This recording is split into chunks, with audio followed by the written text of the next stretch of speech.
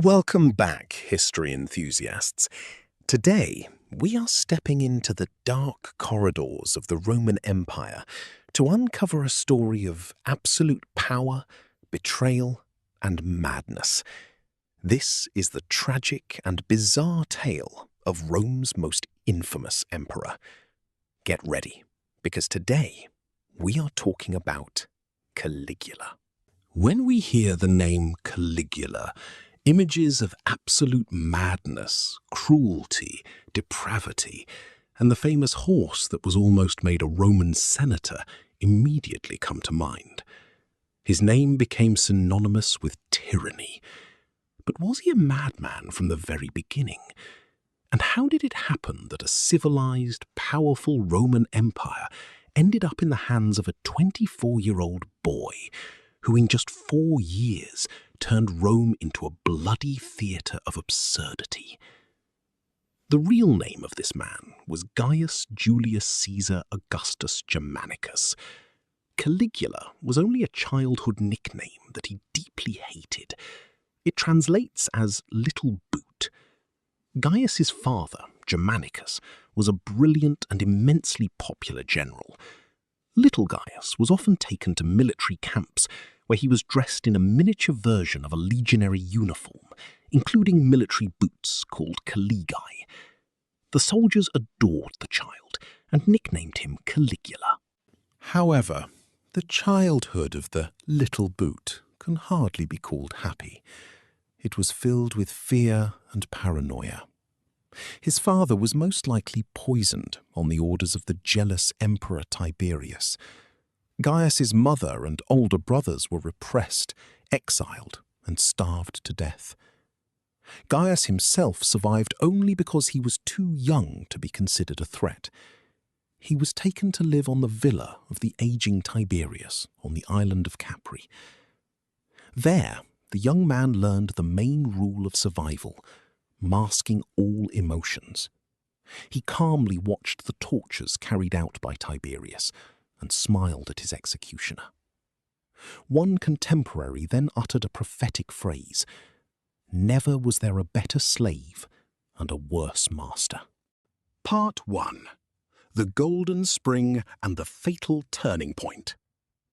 In the year 37 AD, Emperor Tiberius died, and the young Gaius Caligula became the full ruler of Rome.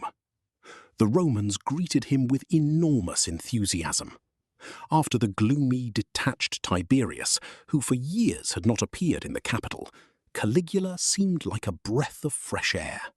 Crowds filled the streets, and thousands of sacrificial animals were burned in celebration of a new era.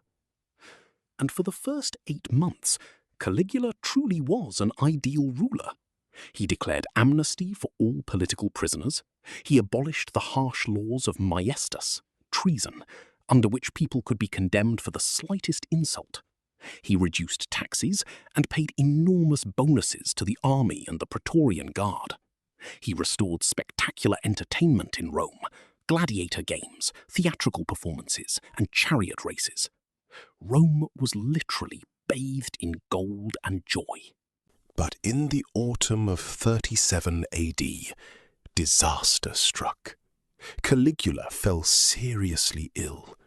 Historians still debate what it was: encephalitis, meningitis, all the consequences of a chronic mental disorder triggered by childhood trauma.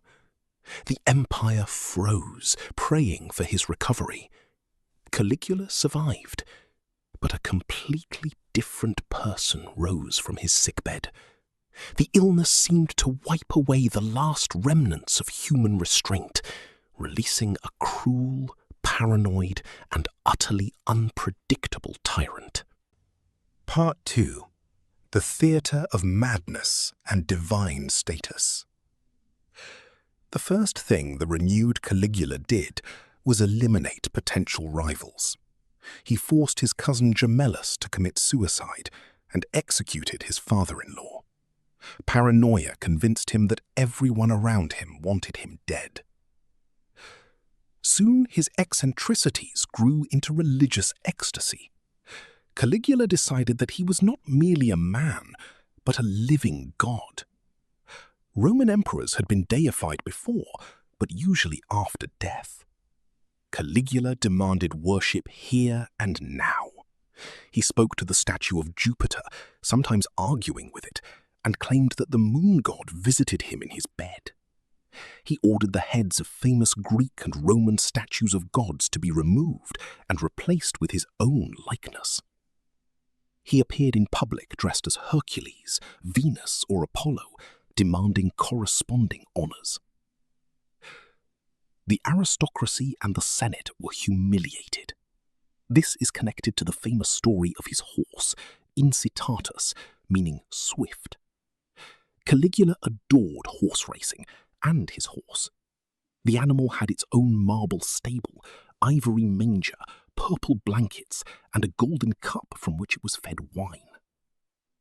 To demonstrate complete contempt for the Roman Senate, Caligula first made the horse a Roman citizen, then appointed it a senator, and, according to legend, planned to make it a consul. This was not just madness, it was a subtle, sadistic form of trolling the Roman elite.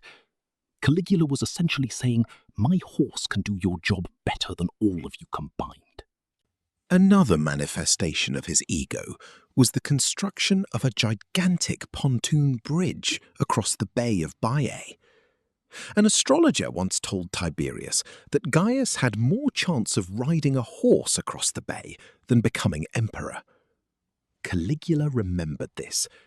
He ordered hundreds of ships to be lined up over 3 kilometers, covered with earth to form a road, and for 2 days he proudly rode across it on horseback, wearing the armor of Alexander the Great.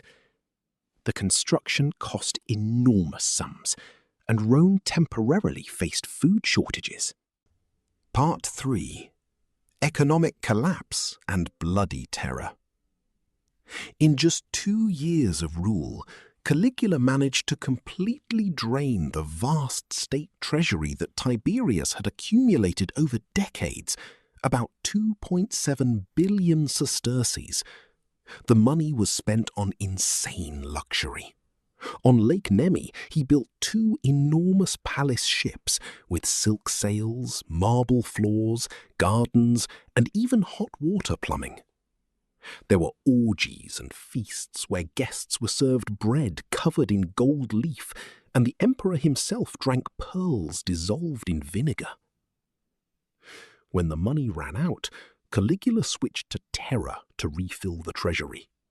First, fabricated trials. Wealthy senators were accused of treason, executed, and their property confiscated. Second, absurd taxes. He imposed taxes on everything: lawsuits, marriages, food, and even a tax on sex workers' income. Third, the imperial brothel.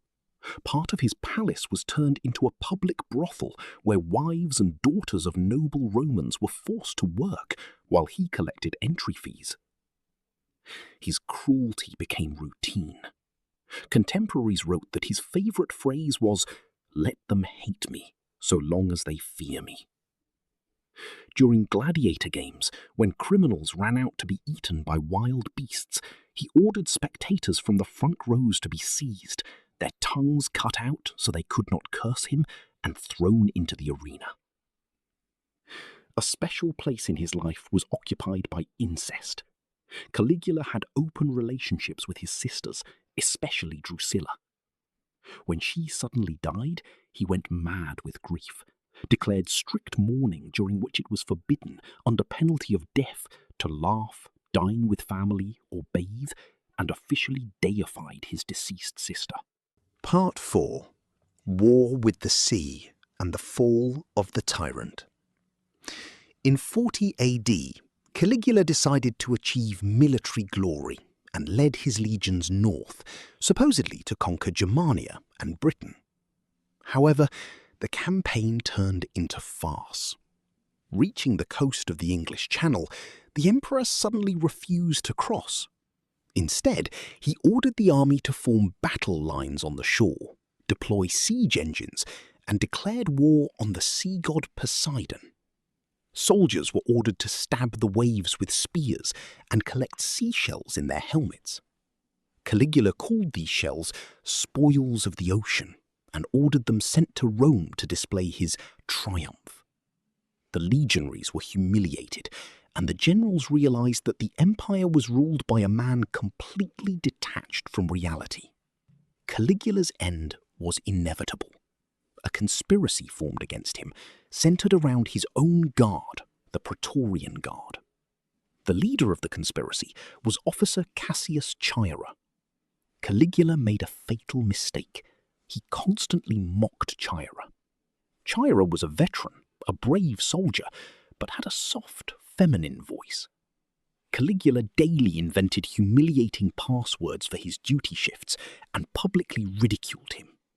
On January 24th, 41 AD, during the Palatine Games, Caligula was walking through an underground corridor of his palace to lunch.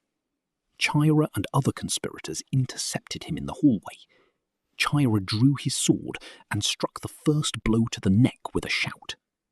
Caligula fell, trying to cry out that he was still alive, but the other conspirators rushed in, inflicting about 30 sword wounds in total.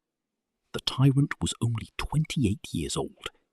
That same day, the conspirators killed his last wife and his small daughter. Conclusion. After Caligula's assassination, the Senate wanted to restore the Republic and completely erase his name from history. This procedure was called damnatio memoriae, the curse of memory. His statues were destroyed and his coins were melted down. However, the Praetorian Guard quickly found his uncle Claudius in the palace and proclaimed him the new emperor. The story of Caligula is not just a tale of a madman on the throne. It is a tragic lesson about what happens when absolute, unchecked power falls into the hands of a traumatized, unstable individual, and when state institutions are too weak to stop tyranny. The memory of the little boot, who for 4 years became a living nightmare for Rome, has survived for millennia. Was Caligula truly a mad monster, or just a deeply traumatized young man broken by a ruthless system? The ruins of Rome may keep their secrets, but his name remains a warning for centuries to come. Thank you for watching. If you enjoyed this historical journey, don't forget to leave a like and subscribe for more deep dives. Until next time, stay curious.